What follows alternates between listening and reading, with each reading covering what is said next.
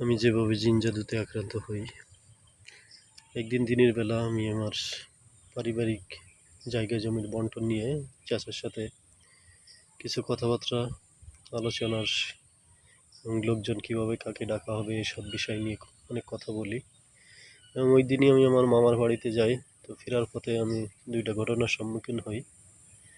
এই বিষয় নিয়ে আমি রাতে একটা স্বপ্ন দেখি। স্বপ্নে সালিশের মধ্যে কেউ একজন আমাকে বলে যে মামার বাড়িতে গিয়েছিলে, ওখানে ওনাদের বক্তব্য কী? আমি বলছি ওখান থেকে আসার পথে আমার সাথে 2টো ঘটনা হয়েছে, তো ওই 2টো বলা যাবে না। মানে আমি 2টা, যাই হোক সে বিষয়ে নাই বললাম, অন্য একটা ভিডিওতে বলবো। তো ওই সময় আমাকে বলা হয় যে এই জানোয়ার তুই বলবি না কেন, কেউ একজন আমাকে বলে।